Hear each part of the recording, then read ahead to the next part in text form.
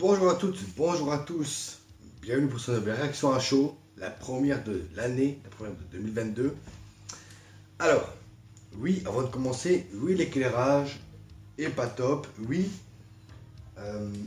la caméra est pas posée correctement. Alors, je ne sais pas si je vais la garder comme ça ou si je vais la placer autrement.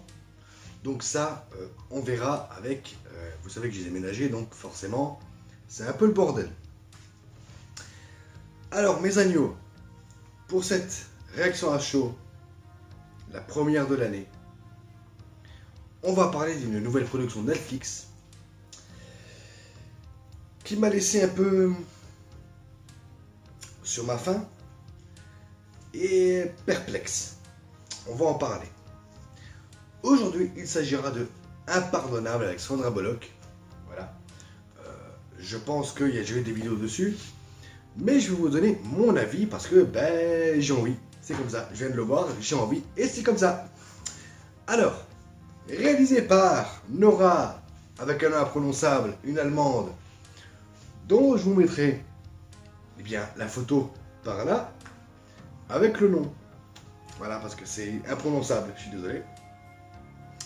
Avec une musique de Hans Zimmer. Donc, oui, les notes sont là, les amis. Alors, oui, le calepin est plus grand, parce que, il n'y a que ça pour l'instant. Donc voilà.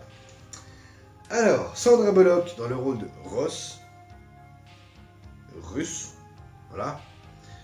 Slater, John Bertal, voilà, qu'on a pu voir dans la superbe série The Punisher sur Netflix, et qui commence à faire aussi dans The Walking Dead,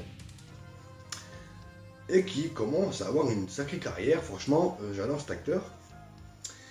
Vincent D'Onofrio, Viola Davis et Richard Thomas, que pour les amateurs de sa version 90, eh bien, vous connaissez forcément.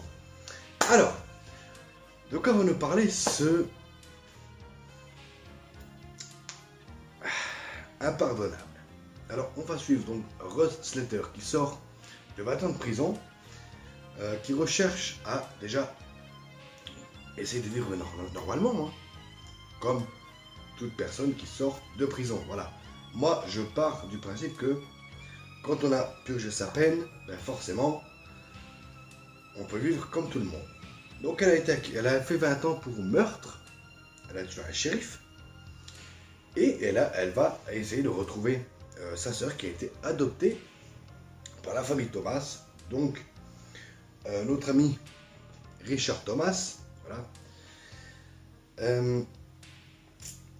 Et voilà.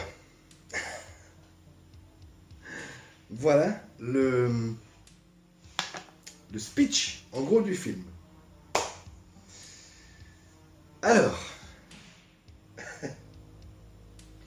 vous vous doutez, j'ai eu beaucoup de mal. Alors, c'est pas à cause de la réal, parce que la réal n'a fait que des courts-métrages en Allemagne, ce genre de choses, ou des publicités, ou des clips vidéo. Par contre, ce que je salue, c'est Netflix de donner l'opportunité à des nouveaux réals d'arriver et de faire leur truc. Donc non, j'en veux pas la réal qui est basique, plan fixe, ça bouge pas, il n'y a pas vraiment de... Vous voyez, il n'y a pas vraiment de grosse mise en scène, il n'y a pas vraiment de mise en scène. Non, non. Mon gros souci avec ce film, c'est Sandra Bullock.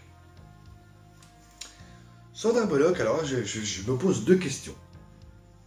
Soit elle joue très mal, et ça m'étonne d'elle, soit elle est tellement refaite de partout de la gueule, elle ne dégage aucune émotion. Je vous jure que même dans les scènes où elle pleure, on voit aucune émotion arriver. Heureusement qu'il y a la VF pour essayer de passer des émotions. Et je salue la comédienne qui l'a doublée pour ça. Parce que je vous jure, Aucune émotion ne passe de son visage. Donc voilà mon plus gros défaut. Puis on va arriver aux qualités après. D'habitude je marche autrement. Alors, ensuite, si vous vous demandez pourquoi elle est en prison, pourquoi elle a passé 20 ans en prison, c'est pour meurtre. Parce qu'elle a... Alors, avant d'aller plus loin, pour ceux qui n'ont pas vu le film, allez voir le film, revenez après parce que... Voilà. Donc, Madame Slater sort de prison après 20 ans passés derrière les barreaux. Elle va rencontrer un certain Blake qui est joué par John Bertal, où elle va travailler dans une poissonnerie, une usine de poissons.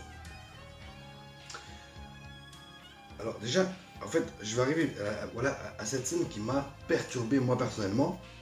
C'est quand Belloc dit à Bertal qu'elle est ancienne taularde, qu'elle a été enlevée pour meurtre.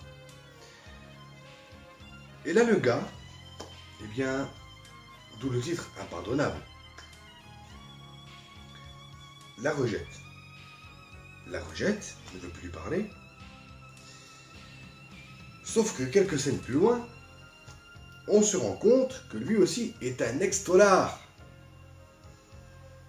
Donc ils ont le même vécu, le même parcours.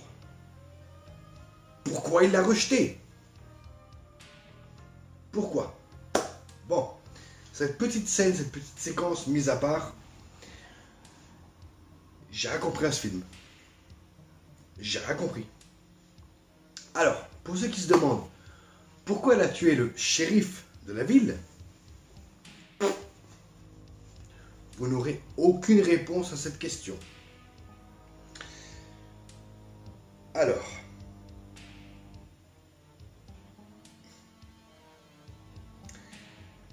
à cette question, j'ai la réponse. Mes agneaux, ce n'est pas Belloc qui a tiré, c'est sa petite sœur qu'elle cherche à retrouver. Sa petite sœur qui n'a plus de souvenir d'elle. Mais bon, on n'est pas pourquoi. C'est comme ça. Par contre, que le shérif et les flics arrivent chez elle 20 ans plus tôt, voilà. Il n'y a pas de réponse, on ne sait pas pourquoi. En sachant que les enfants du shérif veulent la mort du personnage de Belloc, donc Russ Slater, on ne comprend rien. Alors c'est pas le jeu de Belloc qui va aider, je précise. Soit elle joue très mal, soit elle est tellement refaite de partout qu'il n'y a aucune émotion qui passe. Par contre, les autres acteurs passent très bien. Alors là on va arriver sur les points positifs. Alors, le scénario est plutôt pas mal. Je dis pas mal parce que, on va arriver sur un autre défaut, mes agneaux, tout le film nous dit que Belloc est coupable. Mais dans ce cas-là, très cher producteur que vous êtes, cinéaste, scénariste, dans ce cas-là, dites pourquoi. Pourquoi elle a fait ça? Pourquoi si? Je n'ai aucune réponse. Mais aucune. Alors, vous me connaissez. Je suis pas du genre à râler là-dessus. Quand un film te laisse des trous, hein, il y a la mise en scène pour donner des réponses. Il y a les regards, les gestes. Là, il n'y a rien. Rien. Alors,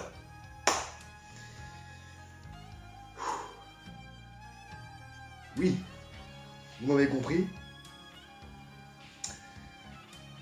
J'ai pas vraiment aimé ce film. Pourtant, il y a des bonnes idées, il y a des bonnes choses. Des fois, il y a des bonnes il y a des bons trucs de mise en scène. Des fois, il y a des bons acteurs qui jouent. Les acteurs sont impeccables, sauf Bullock. Hein, mais ça, je l'ai déjà dit. Il y a des bonnes choses. Mais alors, bordel, le scénario, il est mais compliqué. C'est un bordel, mais j'ai jamais vu ça. Même Matrix Resurrection est plus compréhensible que ça. Alors, est-ce que je vous conseille ce impardonnable? Alors, dans un sens, oui, parce que il y a des bonnes choses. De l'autre, ben non, parce que il y a plein de choses qui vont pas, ce qu'on a évoqué dans cette vidéo. Alors dans ce cas-là, pourquoi faire ce film? À part pour l'argent. Pourquoi faire ça? Donnez-moi des réponses. Dans la mise en scène. Dans la direction d'acteur. Il n'y a rien. Il n'y a rien. Le film s'est terminé, j'ai dit ok. Ok. J'ai aucune réponse, je n'ai rien. Je sais pas ce qui s'est passé. Je ne sais pas pourquoi les flics sont arrivés chez Bullock pour on ne sait pas quoi. Encore que la gosse tire sur le flic, quelque part c'est compréhensible, elle veut protéger sa grande sœur, sa maison. La gosse, je vous parle, elle avait 5 ans. On est 20 ans avant. Que Bullock se fasse coupable pour protéger sa sœur, je peux le comprendre. Mais alors pourquoi les flics sont arrivés chez elle? Vous n'aurez aucune réponse. En conclusion, est-ce que c'est un bon film? Alors oui et non. Il y a beaucoup de choses qui ne vont pas, il y a beaucoup de choses qui ne marchent pas. Mais malheureusement et heureusement, quelque part, c'est un bon film. Il y a des bonnes idées. Alors, j'ai spoil la moitié de l'histoire et en même temps, je vous garde quelques secrets. Parce que ça reste du bon divertissement. Même si moi, je dis que j'ai pas forcément aimé, j'ai pas forcément accroché au truc, peut-être que vous, c'est le cas. Et comme je le dis toujours, c'est pas parce qu'on dit qu'on n'a pas aimé ou que certaines choses de mise en scène ne sont pas bien que vous ne devez pas voir des films. Soyez curieux, voyez des films et vous verrez peut-être que on a tort. Quant à moi, je vous retrouve très bientôt. Continuez à regarder des films, à jouer aux jeux vidéo. Ciao.